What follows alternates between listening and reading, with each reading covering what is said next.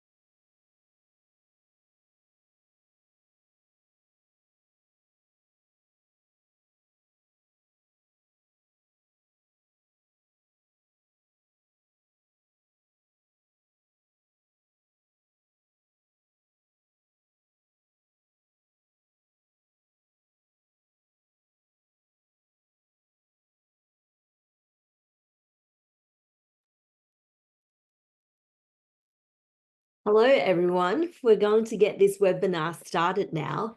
But before I give my official welcome, if we can move to the next slide, Mark, I just want to let our colleagues on the call know that if you do require Russian interpretation, we do have that function available. So if you can please select Russian through your Zoom application, you'll be able to hear the Russian translation. Thank you.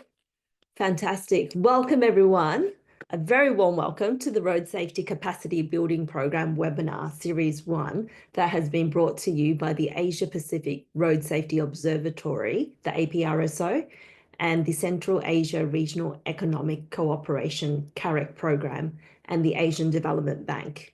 This grant funding has been provided by the Japan Fund for Poverty Reduction, financed by the government of Japan through the Asian Development Bank.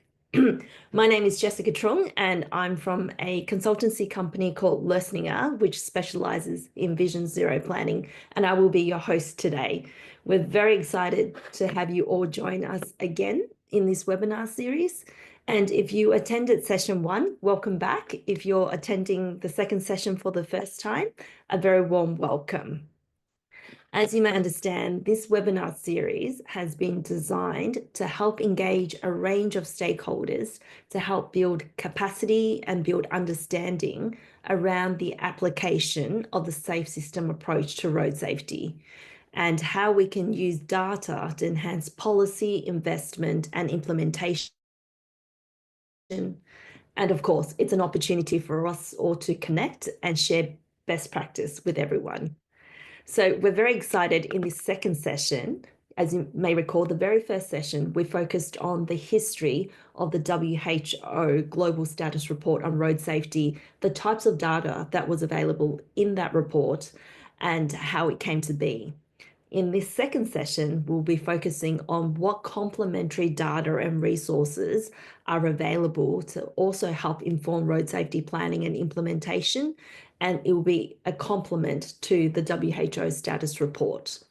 So we'll also hear from a couple of speakers on the different data sources that are available in their country and how countries are utilizing this data to help support their road safety efforts. So in today's session, we're joined by a fantastic lineup of speakers. Our keynote speaker will be Soames Job, who is the CEO and Principal of Global Road Safety Solutions. We're also joined by Mel Eden, Policy Analyst at the Asian Transport Observatory. And we also have Sacha Boran, who is the Deputy Director from the Department of Road Traffic Safety in Cambodia.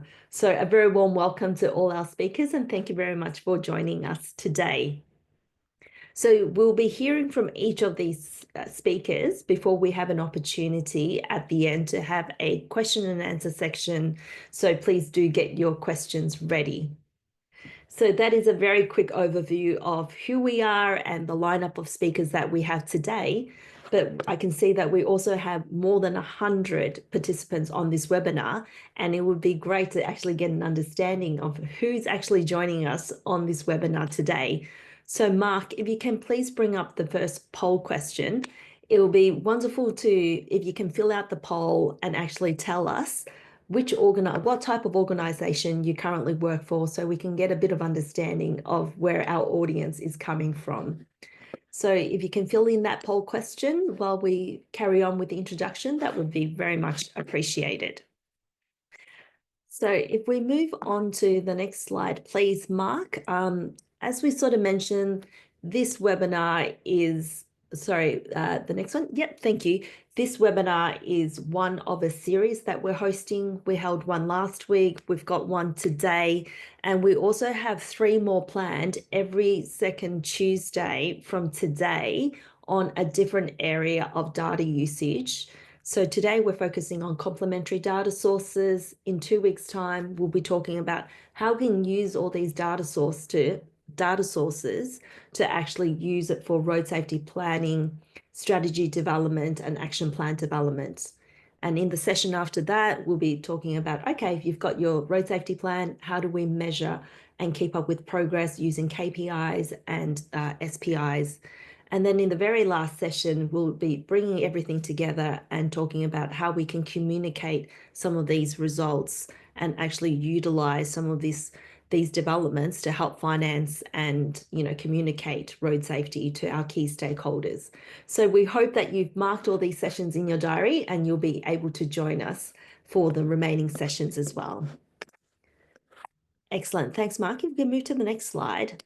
So before we jump into the session proper, just a couple of housekeeping rules to keep this webinar running smoothly. You will see that your microphone is muted and it will stay muted unless you are invited to speak. We will have a question and answer session at the end of the webinar. You will see at the bottom of your Zoom application that there is a question and answer box that you can click on. So please utilize that box to ask any questions that you have throughout the webinar. And if myself or the speakers see it and have time, we will try to answer it through the chat. Otherwise, I'll try to pick up the questions at the end and share it with the speakers to respond to. So please, and if you do know the answer to some of the questions that are being asked, please also feel free to answer it as well from the audience. So also, as we move through to the question and answer session, there'll also be an opportunity to also raise your hand and ask a question if you prefer that as well. So with that, maybe Mark, can I ask you to bring up the poll results just to see who's actually joining us in the audience today? I'm really excited to see who's actually here. Wow, okay, so we've got quite a good mix of different organizations. We've got about 20% of people from government, about the same from research, consultancy, NGOs, about 10% from the private sector, and 18% from other. Maybe you can put in the little chat, what the other sectors you actually represent. That's actually not on this poll, but very welcome to everyone that has joined us, and it's exciting to see that we've got a good mix of organizations participating. So hopefully you'll find this session interesting. And with that, I am going to introduce our first keynote speaker for the session, who will be taking us through the complementary data sources that you may be able to access to complement the WHO Global Status Report. And with that, I'm going to introduce Soames Job again, who is the CEO and Principal of Global Road Safety Solutions. Over to you, Soames. Thanks, Jess. And thank you, everyone. 130 odd people. That's fantastic across a huge set of sectors. Wonderful to be talking with you. Great. Yeah, we can move to the next slide, please. Great. So I'm going to talk about really. I'm going to talk a little bit differently, so I'm going to start with my most critical conclusion, so you know where I'm going. Based on many years of leading road safety and doing road safety delivery, this is my key recommendation for data. Don't start out thinking about data. First, set out what is our purpose. What is your purpose in road safety for which you're going to look for data. Then, if you really articulate that carefully, it will help you massively to understand what data do I need and what level of detail do I need on those data.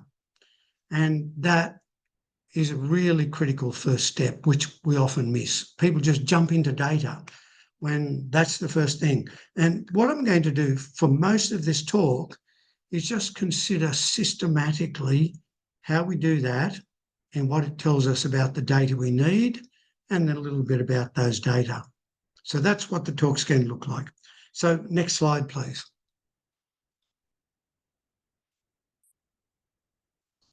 So really, there are just three things I'm going to cover.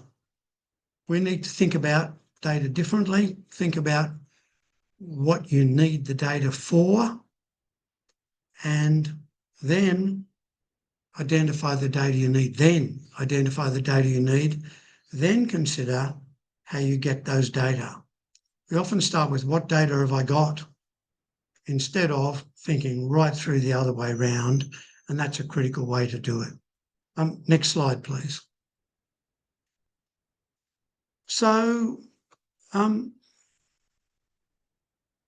really, there are a lot of purposes in road safety, and what I'm going to do, I've articulated some here, not every purpose, but a lot of purposes for which we could use data. And I'm going to talk through lots of these, not quite all of them, because I won't have time. But the first one is the one we heard a bit about last week, which is the data which you might use for global tracking, for reporting of progress, for pushing global action, the kind of thing that WHO and the UN and the World Bank and various other organisations, ADB, do at the global level or the regional level. But a lot of us are actually involved in managing, improving, advocating for, persuading governments to do road safety. And there's a lot within that. It might be at a country level, a state level, a provincial level, a municipal level, but essentially the purposes remain the same at the different levels. And for example, I noticed there's lots of NGOs there. Often part of the role of NGOs is that last one, persuading the media, or to be building the business case to persuade government to do more.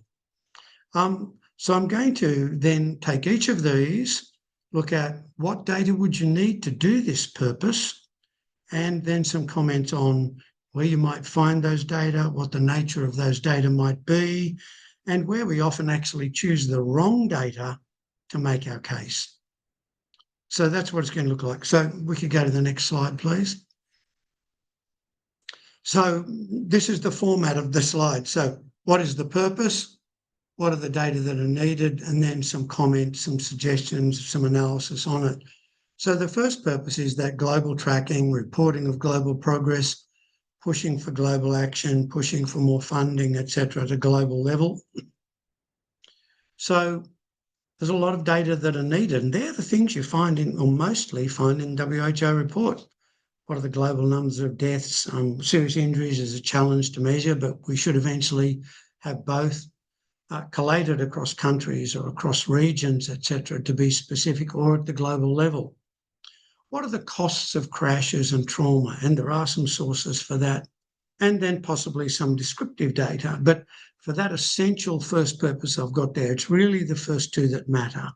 And there are a lot of sources in the countries, which is really where a lot of the data comes from. It's the crash database or the health database or the insurance database or surveys or estimation methods. But I'm not going to consider that any further, because that was really a lot of what Abdul and others talked about so well last week or 2 weeks ago in our first one. So I'm going to leave that one and move on to the others we haven't covered. So if we go to the next one, please. So the second purpose is really that overarching process of managing the delivery of the improvement of road safety in a country, a state, a province, a municipality, a city, etc. But I'm actually not going to set out data for that, because that would be all the data that we're going to talk about for the whole session, because I've set each of those out under the particular processes that are needed to manage and improve road safety. And so we'll consider each of those individually as we go through from here. So next slide, please.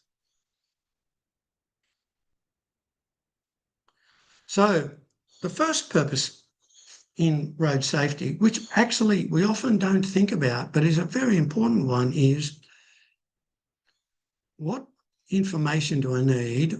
Do I need to build the business case to persuade government, to persuade funders of either the need to invest more money in road safety or the need to take some hard decisions to improve road safety? So I'll talk at the country level, but the same thing's going to apply at state, province, municipal, etc. level. So the data you would need would be, what are the deaths? What are the serious injuries in your country? What are the costs of crashes in your country? What are the benefit cost ratios for the actions that you want to propose to government to do? And last, often missed, but very importantly, what evidence or data do you have on the supposed side effects of the things you want to do, which will often actually bring road safety undone because we didn't think about those from the start. So I'm going to go through each of those. So deaths and serious injuries in your country, there are databases. Every country has a police or a crash database, health database. You may have data from ambulance. There are often very good data available from insurance if you have a single insurance provider in a country, and quite a few countries do. But if those data are really inadequate, and that's a judgment for you to make about your country or your state, WHO estimates or global burden of disease estimates can be valuable, but really, if you're going to persuade government, they're only valuable if they're credible in your country. You may believe them, but if your government doesn't, it won't do much good to talk about them. So think about the credibility of the data. What data do you need to show the extent of the problem and that we need to do more about it? Then there's the costs of crashes. Now, when I raise this, a lot of people say, but surely the deaths are more important. Absolutely. Totally agree. At a moral, ethical level for our road system, at a human level, that's why I do road safety, because of the deaths and the suffering and the trauma. But when I've been speaking to governments in many countries and I get to the treasurer, they won't be persuaded by that. They will be persuaded by finding that actually the costs of crashes are so large that their country will be better off if they address them, economically better off. That is important. So don't shy away from having that information as well. And the Asia Transport Observatory has country profiles which include an estimate of the cost in GDP of crashes each year for the country. So it'll say, for example, Papua New Guinea, where I was working last week, the costs of crashes are 5% of GDP each year.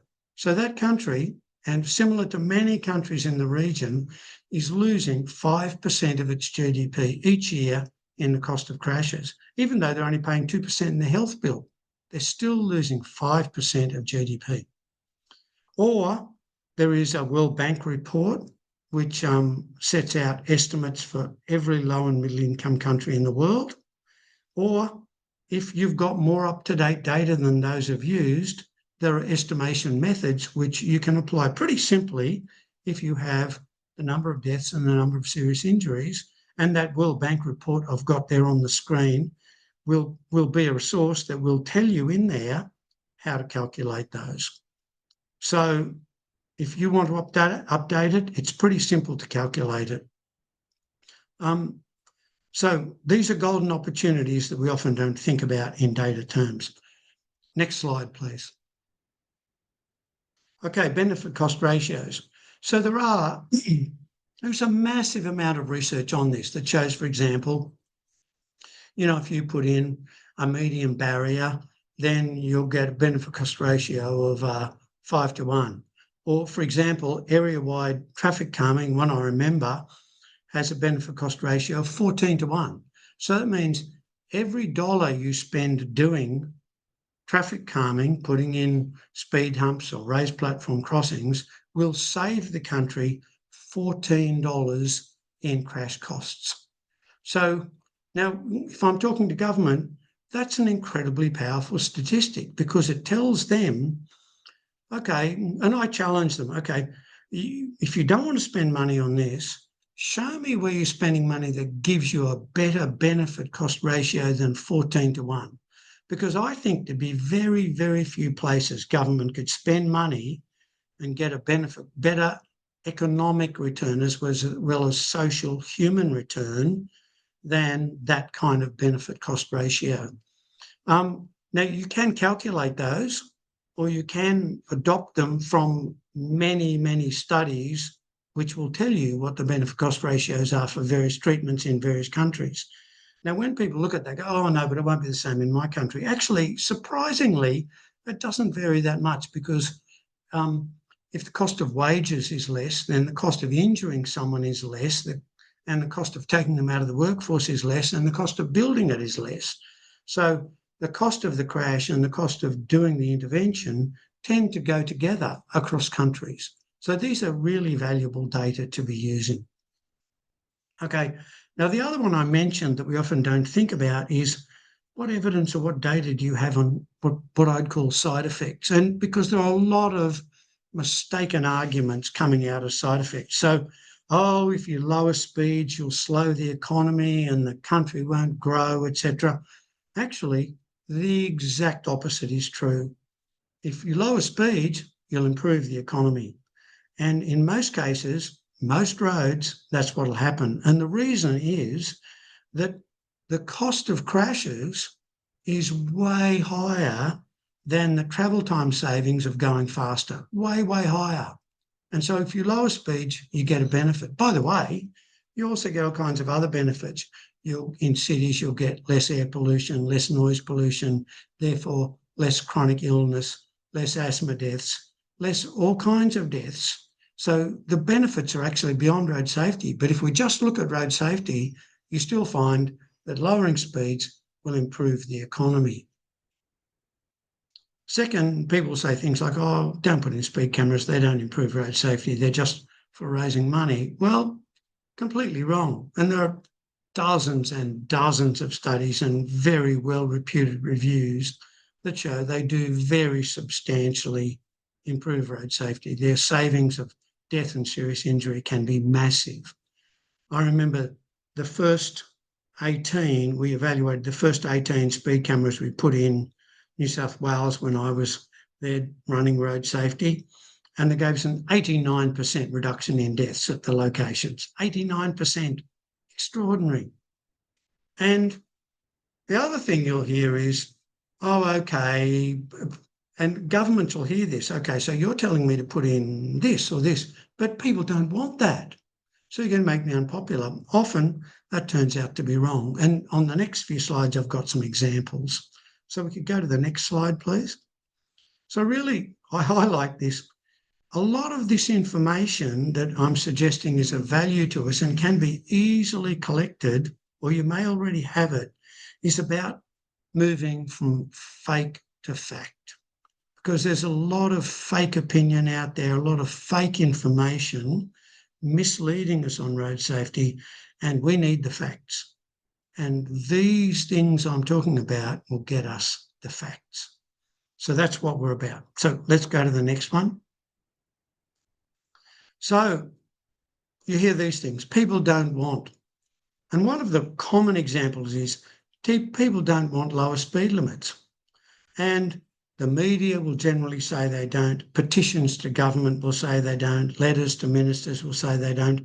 And the biased interests, and they are very biased, like trucking companies will say they don't, because their economies, the economy of the company is better off if they go faster, because they're not paying the costs of crashes. Governments are, taxes are, human beings are.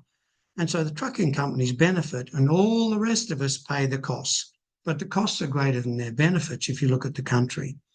So we need to be saying things like that. And what you actually, but most critically, what you find is the claim that people don't want lower speed limits turns out to be wrong. Because if you do good surveys of the community, what you'll find is most people do want lower speed limits. Most people don't want cars speeding past their house or trucks speeding past their kids' school. That, by the way, that means not online surveys where the people who are angry about it get on and complain.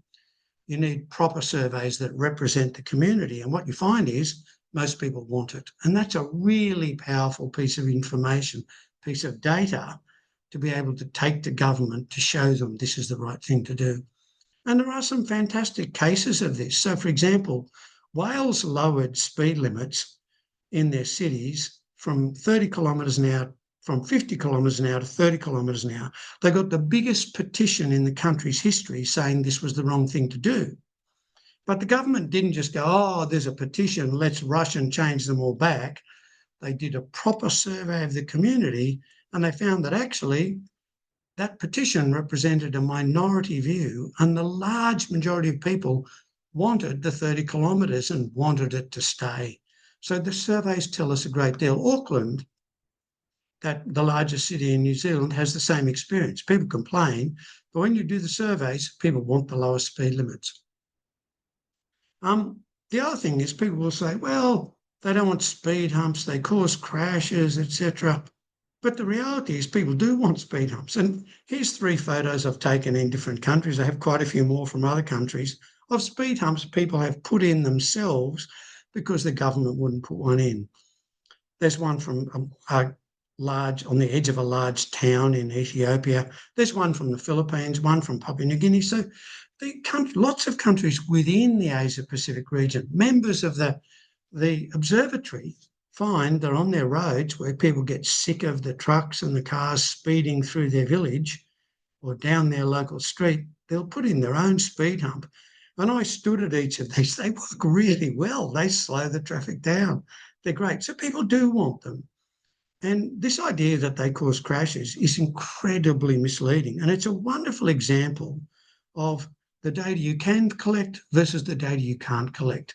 Because very occasionally a speed hump might cause a crash, or the driver who had the crash will claim it was due to the speed hump because they don't want to admit they were doing something wrong. But actually, the evaluations tell us that overall, speed humps give us a huge reduction in crashes. So if once every few years one of them causes a crash, and it really does, rather than the driver claimed it did, that means that it eliminated a lot more crashes than it caused because we get these huge benefits. The trouble is you can't show which ones it eliminated. You can't prove, oh, John would have died there, or, at your heart, or someone would have been injured there. You can't show that because they just drove through because of the speed hump. But the data tell us that that's the case. So we shouldn't get tricked by the wrong data, by not collecting the right data to prove that other messages are misleading. Next slide, please. Now, on this point, pardon me, the next thing I want to talk about is when we're going to set policy, etc., what data do we use? Now, here's a photo I took of a highway in the desert in Chad. And if I said to you, what's the right speed limit for this highway? What data would you use to decide the right speed limit? Then commonly what we'll say is it's the road function. Well, it's a highway. Its alignment. Well, it's very straight road width. It's a good wide road. It's got a good surface on it, and actually it does. It's got unsealed shoulders, but they're good wide shoulders on top of a wide road. That's a pretty fast road. So that's what we'd decide with this focus. And I've deliberately focused you onto the road by eliminating the rest of the photo I took. But if we have a look at the next slide, it's the whole photo. Now, isn't that stunning? I think it is. We're out in the desert. If you look to the side where the woman in the green dress is, you can see it's desert. There's one building. This is 20 kilometres from the capital in the middle of, well, it's actually the edge of the Sahara Desert. And when I said, you've got to lower the speed limit here, they said, oh, no, you can't. This is a highway. And I said to them, no, it's not a highway. It's a shopping centre. People are buying their groceries here. There's all kinds of vegetables and groceries available on the left. And if you go down another 200 metres, there's 3 or 4 kids there selling camel milk in Coke bottles, and it's incredible. And on the right is the restaurant quarter where people go and have a meal or have a tea, etc. So if we focus on the road and we collect those data, we're focusing on the wrong information to make critical decisions. We need to also think about collecting the data like, what is the roadside land use? Are pedestrians crossing it? Are people walking along the road? And that will change the speed limit we will set. So it's also about choosing just the right data for your function, not the usual policy, but the right data for the function. And as you can see, these kinds of data are pretty easy to collect.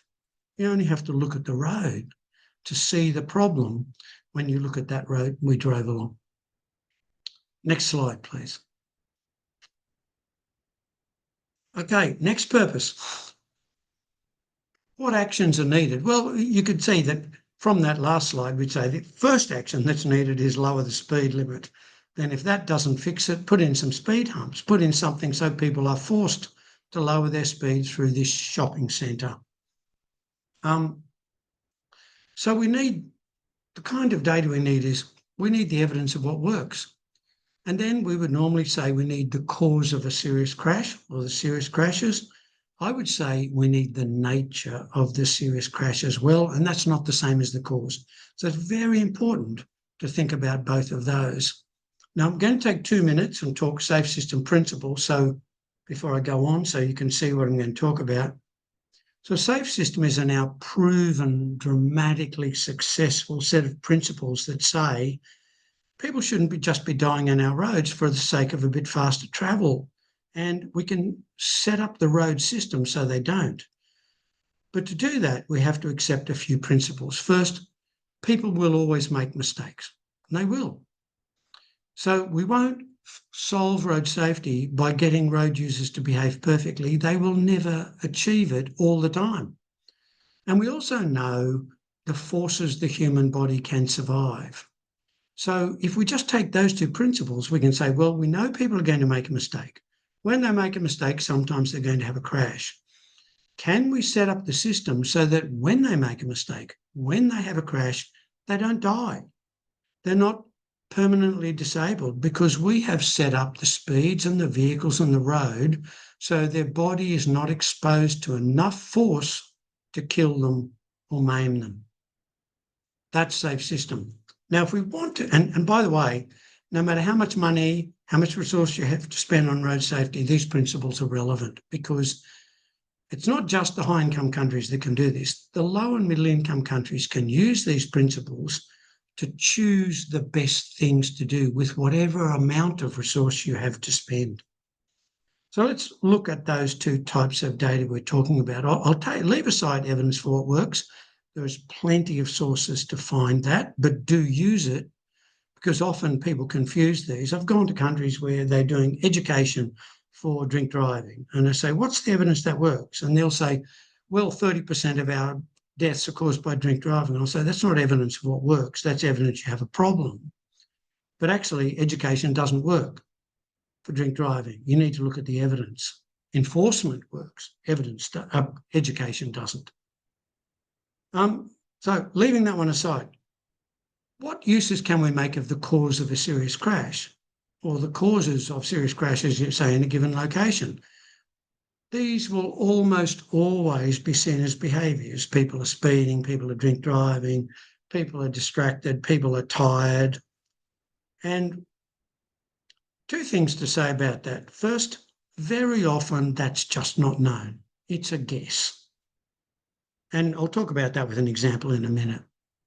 Second, that kind of focus on cause thought of that way narrows our thinking to the person, because as soon as you say people are doing this, people are doing this, people are doing this, our next thought process is, how do we fix people so they don't do that?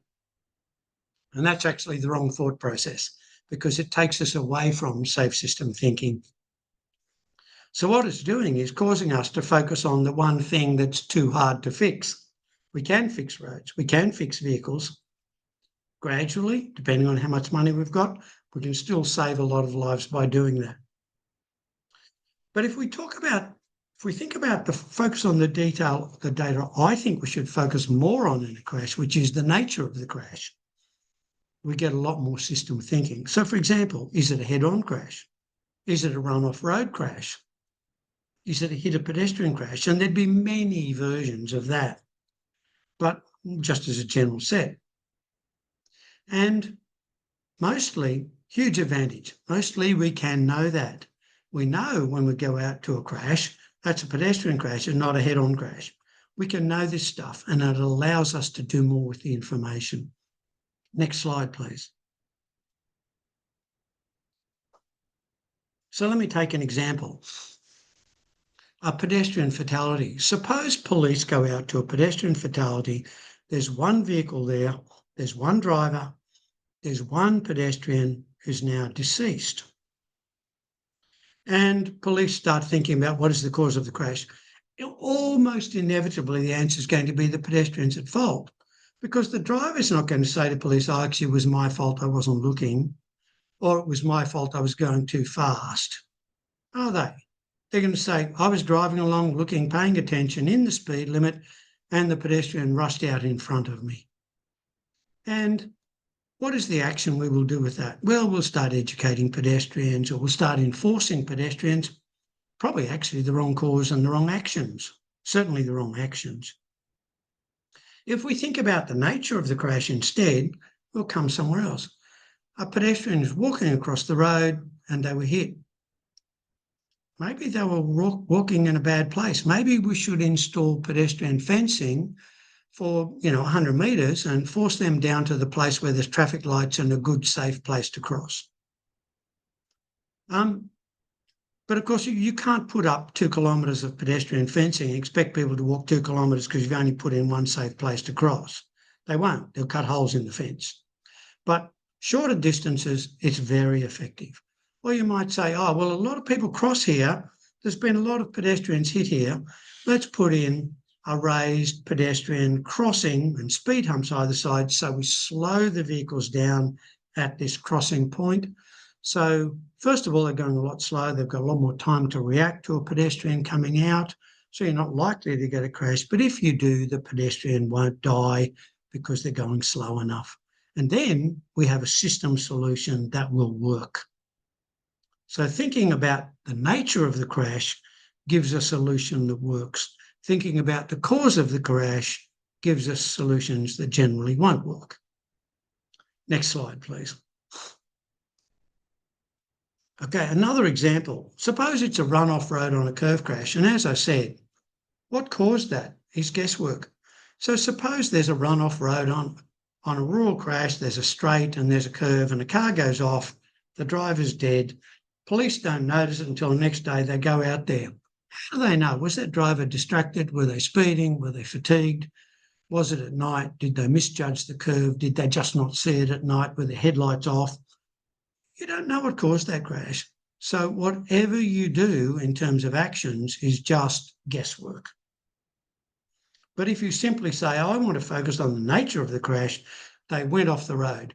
If I put in, now I've got the wrong things in this second slide. I was doing this second part of the table. I was doing cut and paste. It's wrong. So the actions, for example, from thinking it's distraction or fatigue is educating people or enforcing people. And enforcement will work, but since you don't know which one it is and it's a rural road, you're not likely to get it right. But if you think, okay, it's a run-off road crash, what can I do to that road? You could put in a crash barrier around that curve, and it doesn't matter were they distracted, were they fatigued, did they misjudge, did they not see it, were their headlights off, etc. You're still going to save them. You could also put in a motorcycle skirting under it, so you'll save motorcycles and cars that run into it. So by thinking about the nature of the crash, again, we come up with a solution that will work across a wide range of supposed causes. Next slide, please. Okay, then purpose C is often, okay, I know what to do now. Where do I put this? When is this happening? Or who's it for? Often, actually, the most important of those is where. So if you're thinking about a median barrier or a wider median or better lane lines or a crash barrier, it's where that matters most. So I'll talk about that, but the others are going to follow. They're pretty obvious from the crash data, but location of the crash. Well, police crash data often have that. Health data systems won't, but the police crash data will have it. So even if your data are incomplete, you'll get a lot of this information. It's the primary systematic source of such data, but there are others. For example, you might be working on one road. Sometimes there'll be a local hospital, and going there and asking about the crashes on that road will get you a lot of information. So there are simple ways to collect a lot of information other than hoping someone else has already done it for you. Next slide, please. Okay. The next thing you might want to do, and it's a really important thing to do, because often in road safety, if you're in a role leading road safety or managing road safety or contributing to road safety for years and years, or you're pushing government to do it as an NGO or whatever you're doing, you need credibility. You go the first time they do something, you need to prove you were right for the next time you go back. Now, being able to do that is incredibly important. So finding out if what you're doing is working is critical. And often that'll be crash data-based evaluations. Look at the data, the crashes before or the deaths and injuries before, much better than the crashes, the deaths and injuries, and after, has it gone down? That's a fundamental thing where we can collect the data and get that information. As I said, you might also be able to get it from a local hospital. A few extra tips on the practicality of collecting those data. First, consider control locations. Find a similar road or a similar place where you're not doing the same thing that has a similar crash history and use it as a control, because otherwise, when you turn up and say, we improved this, some people say, oh, that's because the vehicles have gotten better, people are better drivers, you didn't do this. So you need a control to show it was what you did that caused the improvement, that saved those lives, saved that suffering. Second tip, don't forget to collect the data at the time. And there are a couple of things people forget to collect. First, when did you do the treatment? I've talked to people who say, oh, we want to do an evaluation of this. And I'll say, when did you put it in? Oh, we don't know. How are you going to get before and after if you don't know when it went in? Critical piece of information to record. And if you're collecting data prior to putting it in, start collecting it before you put it in. So, if you're going to go to that hospital, that local hospital on the road you're treating, then go there each month for 6 months before and then for 6 months afterwards, and you'll get good data. So start collecting the data before you start the intervention. Or you can, with certain behaviours, simply measure the behaviour and know you've got a huge road safety success on your hands. So, for example, if you measure speeds before and after and you find speeds have gone down, say, 10%, you can know you've got a massive road safety success there, because there are very good studies to show that for each 1% decrease in speed, you get a 4% decrease in deaths. That's huge, isn't it? So if you get speeds down 10%, you'll get a 40% decrease in deaths.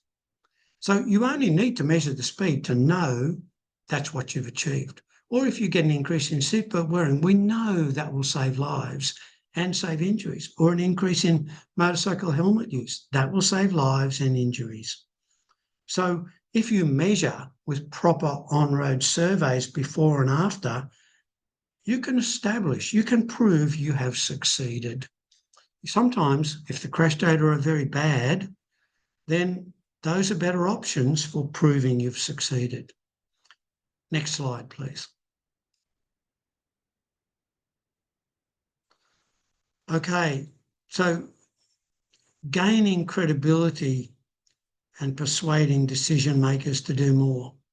So you need to prove the successes of what you promised. You need to prove what you said will come true, or sometimes you need to promise it in advance. I've done that.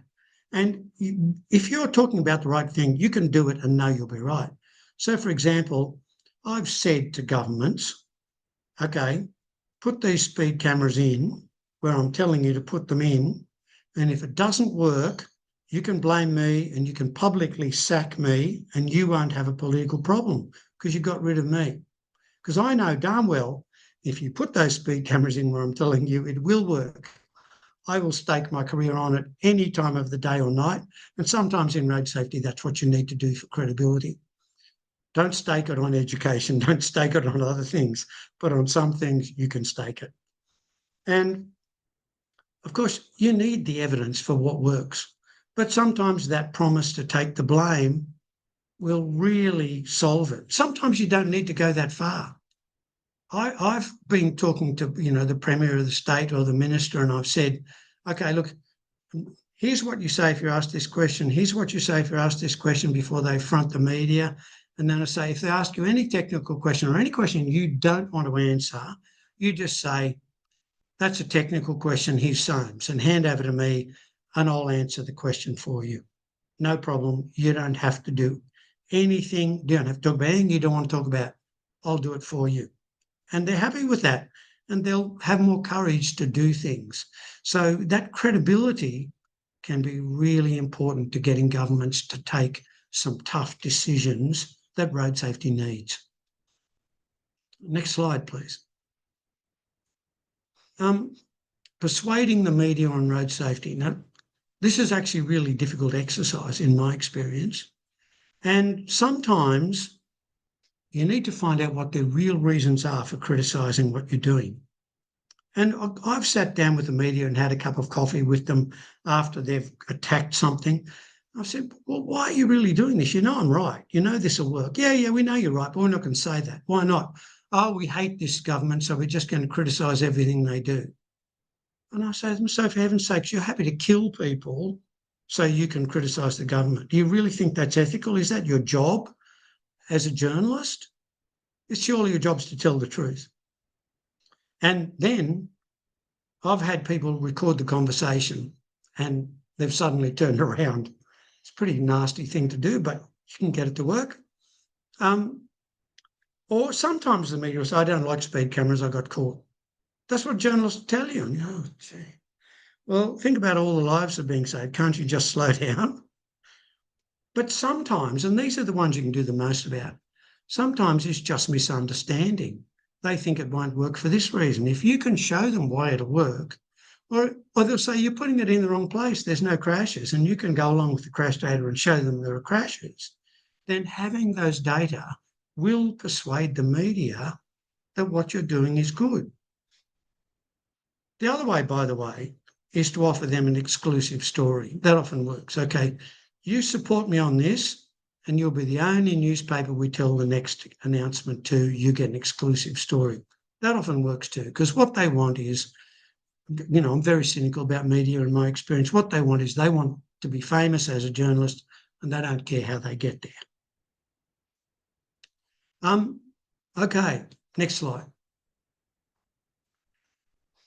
So from all of that, and I think I'm probably about on time, conclusions. First, set out the purposes, your purposes in road. Don't think about the data. Think about what are your purposes. Narrow those purposes in terms of that list.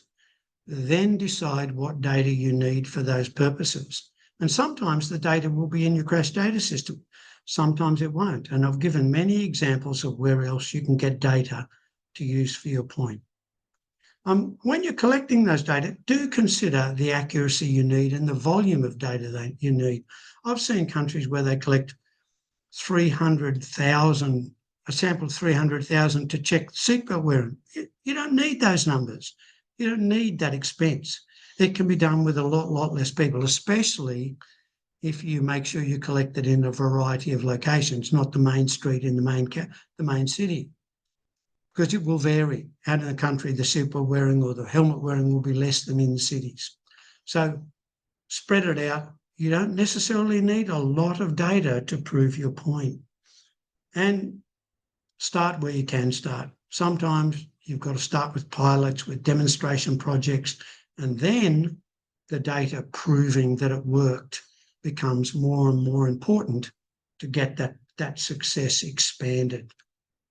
And so plan for those evaluations to prove what you're doing.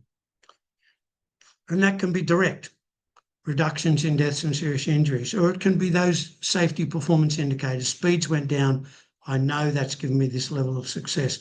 Seatbelts went up, I know it's given me this level. Or helmet wearing went up, I know it's done this. And if you do those things, then you'll make more and more good use of alternative sources of data. Sometimes you may need to collect yourself, get people to collect for you, but it will be well worth it in terms of the way you can systematically use those data to manage and improve road safety. And next slide, please. I think, yes, thank you very much for your attention, and I hope that was worthwhile. And back to you, Jess. Thank you very much, Sorens, for that very comprehensive presentation. I certainly learnt a lot, and there's certainly a lot of things that you can do with data, and there's also a lot of things that we probably shouldn't be using data for. So thank you for sharing that with us. So Soames has shared with us that, there are multiple avenues and multiple places in which we can collect and get data from. So what would be really interesting for us to understand is, where do you actually get access to data from? So Mark, if we can bring up the next poll question. So we've got another poll just to get an understanding of where people are actually accessing their data from to help with your road safety work on a day-to-day basis. So if you can complete that poll question, we can share the results after our next speaker. So while you're doing that, can I once again thank Soames for his wonderful presentation, and I am going to welcome our next presenter, Mel Eden from the Asian Transport Observatory, who will share with us another source of data that you can consider in the ASEAN region. Over to you, Mel. Thanks. I will be sharing my screen, so just let me know in case you don't see it. But yeah, good morning and good afternoon. I'm Mel Eden. I'm one of the data and policy analysts for the Asian Transport Observatory. So thank you for having me. ATO is an initiative by the Asian Development Bank and the Asian Infrastructure Investment Bank, provide knowledge and insights on the transport sector in the region. And one of the first primary objective of ATO is to provide this knowledge to firstly ADB and AIIB, but also we extend this support and aid to the countries in developing their policies and identifying their potential gaps, for example, in infrastructure and in investments. And thirdly, ATO is also geared towards tracking the global and regional processes such as the Paris Agreement, the SDGs, and also tracking the progress of individual or respective sectors and dimensions, for example, road safety.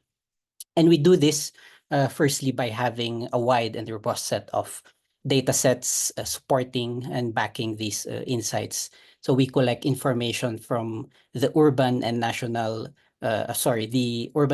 level, and we collect from the primary and secondary data sources. Currently, we have 500 national indicators, and we also have at least 180 urban level indicators. Aside from data, we also collect and analyze policy information across the Asia Pacific. And so far, we have analyzed 39 countries, resulting into 680 policy documents analyzed, and consequently resulting into at least 7,000 policy measures. This culminates into the reports and products that we publish on our website, and which we share to our partners For example, this one, the road safety profiles, which actually started in 2023 during the APRSO annual meeting.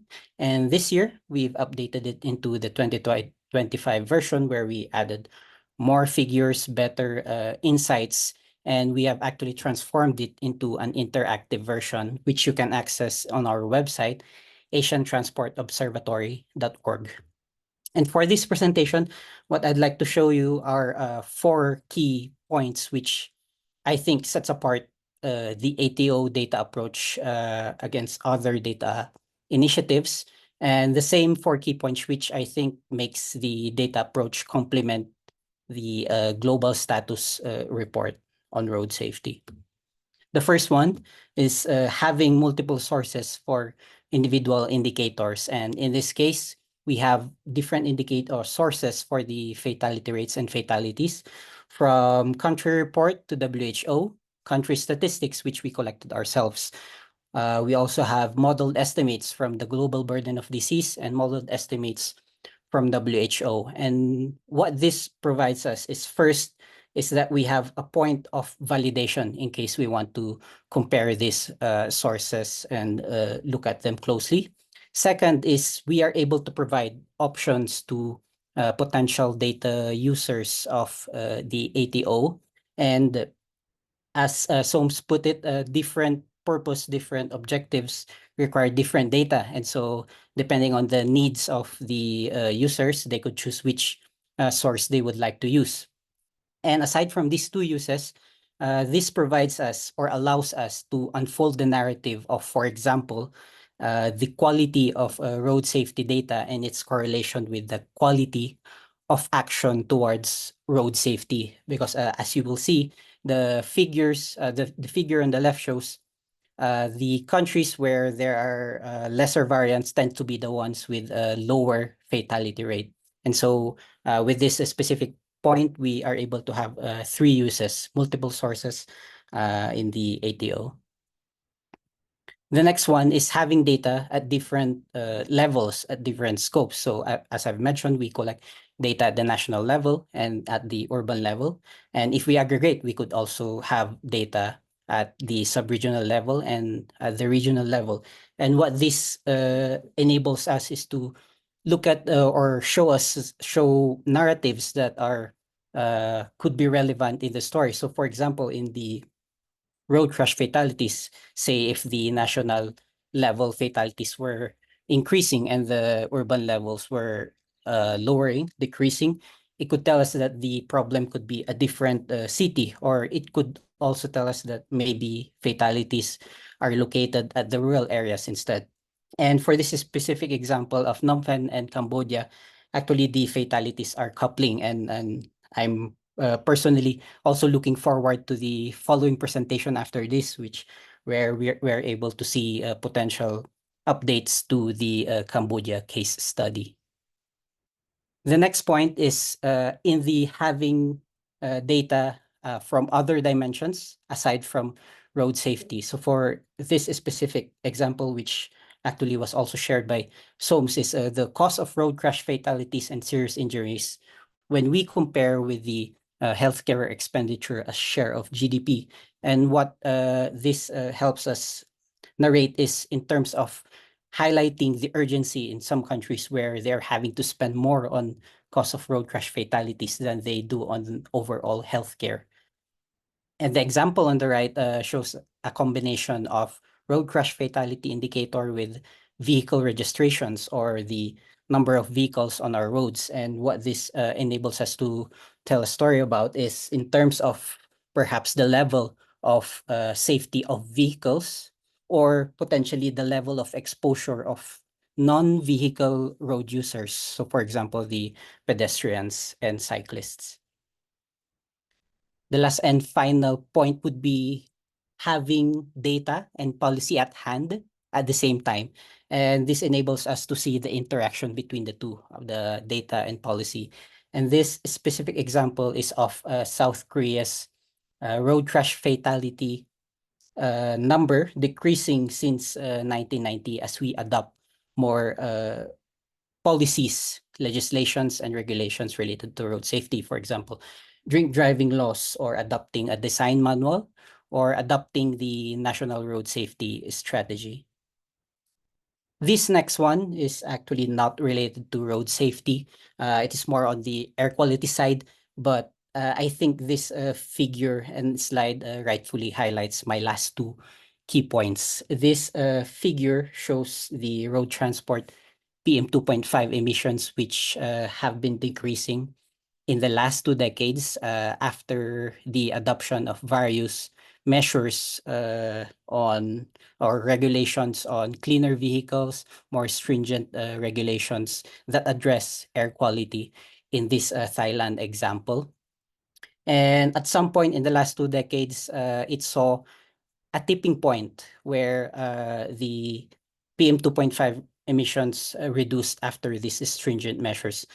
And this is something that we want to see in the realm of road safety, which brings me to my next and final slide. In that, at the regional level, actually the regional road crash fatalities have been reducing, and it has reached an stagnation point, and we could be close to a tipping point in the road crash fatalities. However, as this figure will show, the progress is disproportionate across different countries. This figure shows the road crash fatality growth rate between 2010 to 2016 and 2016 to 2021. And each dot here, the blue dot, shows a country in Asia. The region, on the orange region, shows the required reduction to achieve the 2030 target of having fatalities. And if we take the 2016 to 2021 value as a sort of a BAU, this tells us that actually only 3 countries are on track to achieve the 2030 target. About 18 countries are able to reduce about 25% of their fatalities. And unfortunately, about 7 countries are completely off track and are still increasing their fatalities. And this shows that there is a lot of work to be done, particularly in identifying and addressing the individual country level gaps. And I hope that this presentation and this session highlights the crucial role of data in improving road safety, and that tools and products such as the WHO Road Safety Profile and the ATO Road Safety Profile is able to help in this regard in identifying those gaps and addressing them. So with that, I will end my presentation. Thank you very much for your time. Thank you so much for that, Mel, and sharing with us the road safety profiles and the data sources that are available from the ATO. It is a really good source of information for countries and other stakeholders on this call that are looking for alternatives to the WHO or a complementary source to the WHO status report. So please do check out the ATO website and have a look through the road safety profiles and data sources that they have. It could greatly assist with the work that you're doing. So with that, Mark, can we please bring up the poll results from our last poll, trying to understand where are most people accessing their data sources from? So if we can bring up the results, it will be really interesting to understand. And we've got the results, and the vast majority of people are actually seeking their data sources from the police and their local road authorities, and less so from police, insurance, and global sources such as the WHO report also features very highly at about 40%. So once again, quite a varied sources of data that people are seeking from, but mostly from local authorities and global sources. Fantastic. Thank you for participating in that poll. And now we've heard a bit about the different data sources and what's available through the ATO. I'm going to invite Sacha Boran back to share with us how they are actually using data sources in a country example in Cambodia. So Sacha is from the Department of Road Traffic Safety in Cambodia. And welcome, Sacha, and the floor is yours. Yeah, thank you, Jessie. And may I check whether you can see my slides? Yes, it's working. Thank you. Okay, so thank you. So good afternoon, everyone, and thanks for having me here in this important webinar. And I'm Satya from the Department of Road Traffic Safety, Ministry of Public Works and Transport, and also from the official from the National Road Safety Committee as well. Today, I would like to share with you about the case study about data sources in Cambodia. So in my presentation, it will contain 3 parts. One is about the introductions. Another one is about the case study and of data sources. And the third one is about the challenges that Cambodia still have. So in the introduction, I would like to share with you some road crash situations in Cambodia. In Cambodia, in 2023, the number of fatalities was 1,622 was killed, and 3,512 were serious injury. So on average, nearly 4 people died every day. The road crash cost is around 342 million US dollars in 2023. And also speeding was the leading cause of the road fatalities, accounted for 33%, and followed by the dangerous overtakings, 12%. If you take a look on the vulnerable road users, motorcyclists accounted for 78% involved with the road fatality, followed by pedestrian 9% and bicyclists 2%. Here is some cases that I would like to share with you how data sources in Cambodia work and what is behind this the story that support Cambodia have sustainable data sources. So the leading agency and the commitment of the government of the Cambodia also is a key function that make our data sources available. And I would like to share with you here is an example of organization structures in Cambodia that link from national level to the local level or provincial level. So with these clear organization structures, Cambodia governments and also the stakeholder who involved with the road safety can work together, can strengthening the good collaborations and work together to ensure the sustainable data collection and data sources. And here is another structure of data collections. And at the left-hand side, you can see the data flow that for the public health facilities and private clinic. With this data flow has clearly explained that first, when we got the information from the victim, the health facility collect all kinds of victim data. It's not only road crash data, but when they send to the Ministry of Health, then Ministry of Health generates only the road crash data and send to the National Road Safety Committee. On the right-hand side, there was a police data, which is the data that we collect all type of road crash data from the provincial police and send to the Ministry of Interior, and Ministry of the Interior checks and do the data entry into the soft copy form and then send that data base to the National Road Safety Committee. So here is the result of the data sources in Cambodia. Annually, we establish 2 kinds of report. One is summary report, and another one is full report in every year. And here also another example of figure beside the report, we also can monitor the road crash data from 2021 until 2020 and up to now. But recently, the national road crash data is just, you can see, or it appear only 2023, because we are waiting for the data collection and also for generate the data, check the duplication, the data, and then we analyze the data.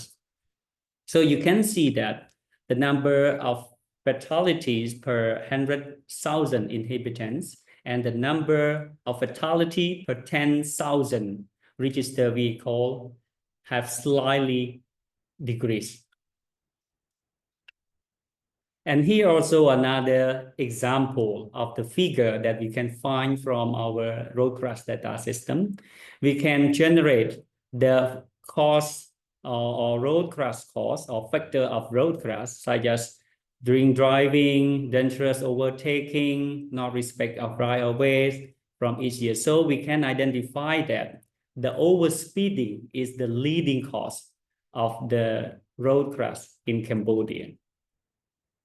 So here is also another example of coefficients of the variable explain the cause of fatal accident as well. So with this cost, it helps the policymaker to make decision where we should take action. For example, drink driving and speeding was the factors that have a likelihood involved with the fatality, with the fatal crashes. So I also would like to share with you some example about our decade of actions, our national plan for decade of action for road safety.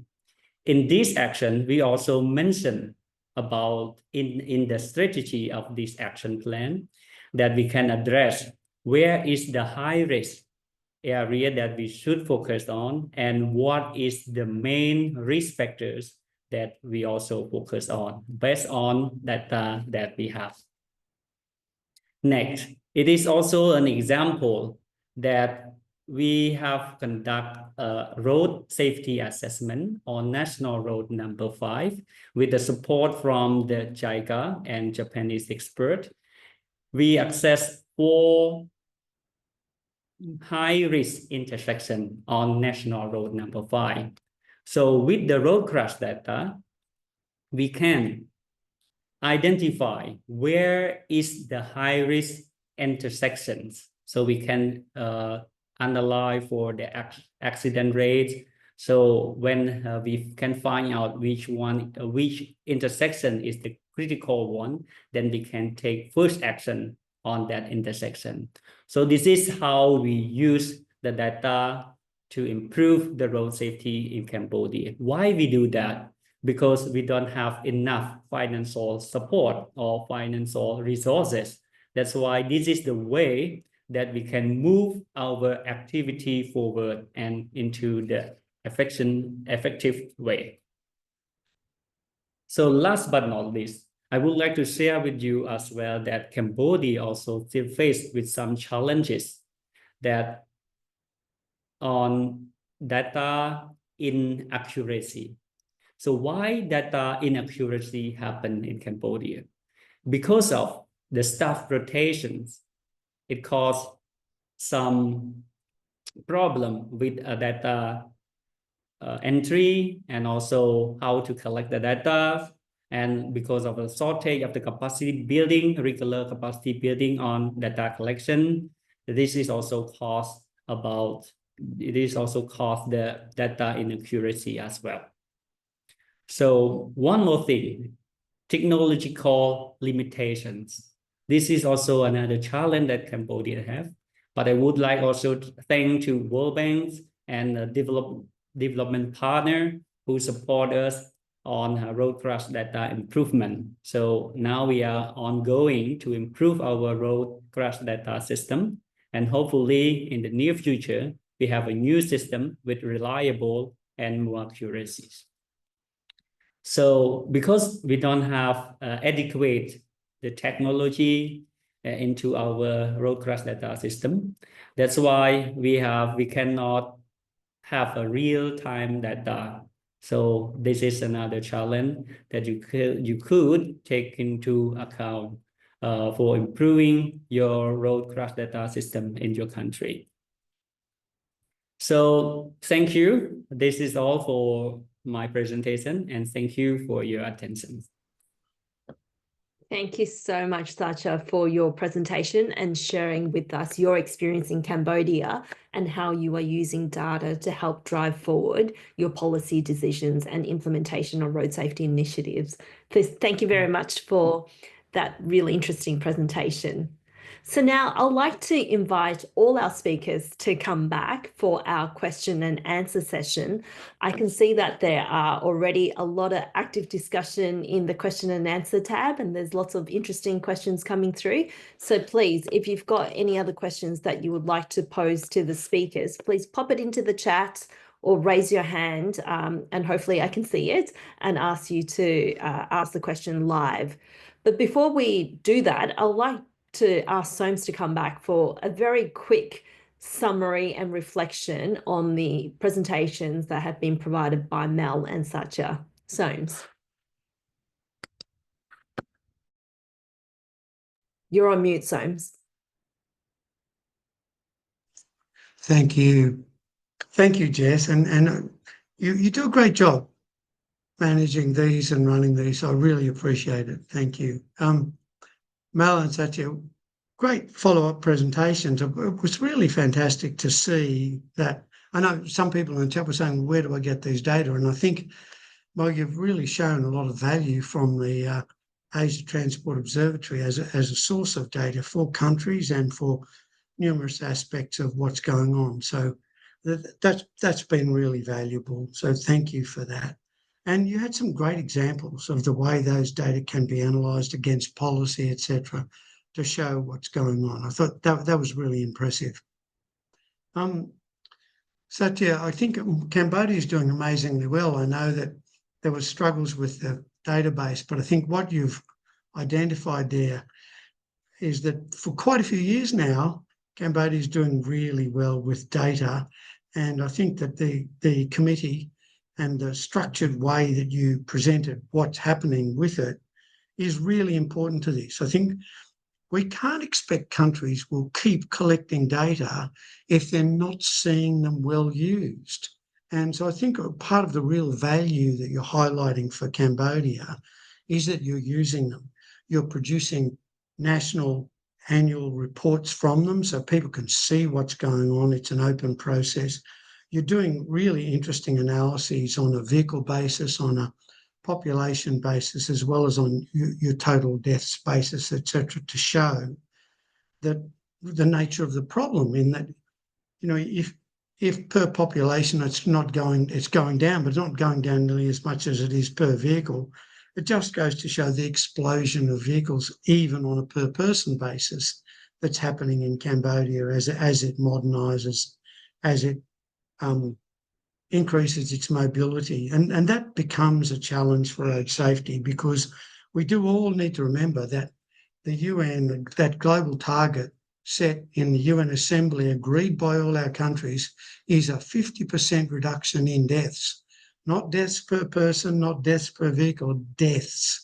And I think the data that you presented, Satya, really shows the deep challenge in achieving that, given the increase in vehicles that's clearly happening for those numbers you've showed to be there. So I thought, as uses and sources, these were two great presentations on where else we can access data and how we can use those data. So thank you both, and back to you, Jess. Thank you very much for your reflection, Soames. So now we're going to open it up to question and answers, and feel free once again to pop your questions into the chat. And apologies in advance that we won't be able to get through everything, but we'll try to get through as many as we can. Maybe I'll throw it to Mel first. I think one of the reflections from the poll that we did in terms of where people are actually accessing their data, about 5% of people indicated that they've got access to no data. Is that surprising to you based on your work at the ATO? Are there countries that generally just have no access to data? Yes, actually, the 5% is surprising for me, but for us, we actually publish our data sets, our insights, and other knowledge products on our website. And this is free and public and open for use of anyone. And hopefully this session helps disseminate that information that there are a lot of resources of data where we try to centralize this information, particularly for the Asia Pacific, and perhaps other data sets and other sources are also there for other regions and other sectors and subsectors of transport. Right. Thank you so much, Mel. And maybe I'll just throw it to Sacha now. Sacha, you talked about how, you're using data to help drive policies and policy decisions, which is fantastic. Are there other data sources that would be useful for Cambodia and, countries in your region? Is there anything that you would like access to that you're currently not getting access to?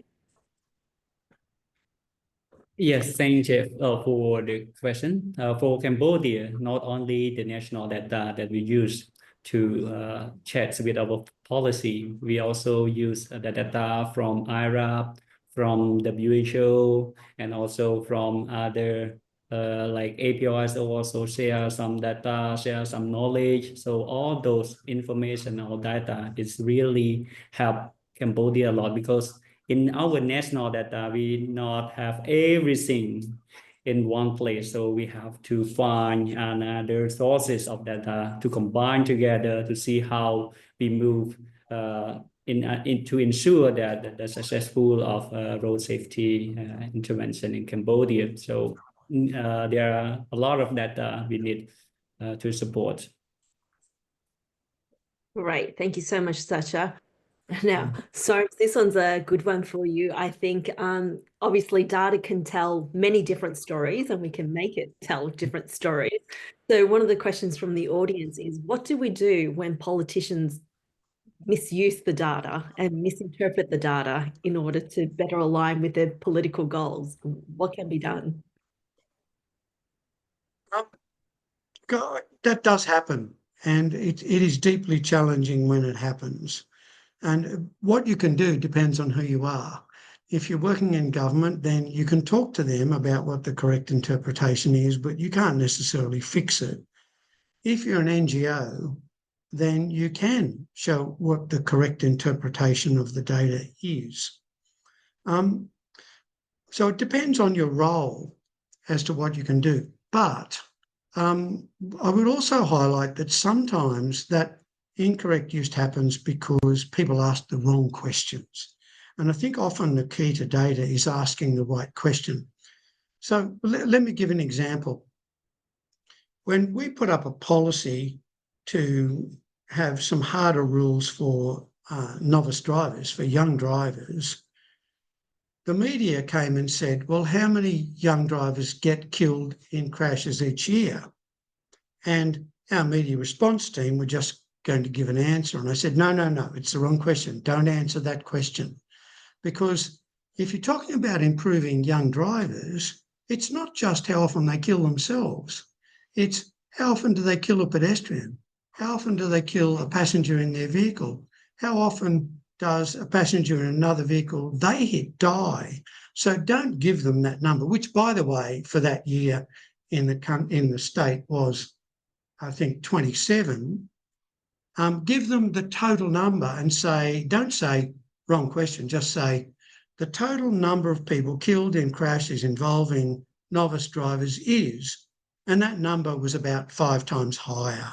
And part of the reason we needed to do that was otherwise they'd say, oh, why are you doing all this effort, et cetera, to just save this number? Whereas once we gave them that number and the number of serious injuries, then you get a different response. So I think sometimes you can head off misinterpretation by not simply answering the question you're asked, but answering the question that you should have been asked by giving them the right answer. And the same with politicians. They'll say, well, how many times does this happen? I'll say, no, wrong question. Well, I won't, but I'll think wrong question. And I'll write back and say, well, I've talked to my team and there's this many people who are killed or injured this way and this way and this way and this way, that will also be affected by the policy we're talking about. So I think very often it's what you might call the tyranny of the question. Don't just answer the question if you know it's not the full question that should be asked. It's always challenging dealing with the media and what can be said and can't. It is.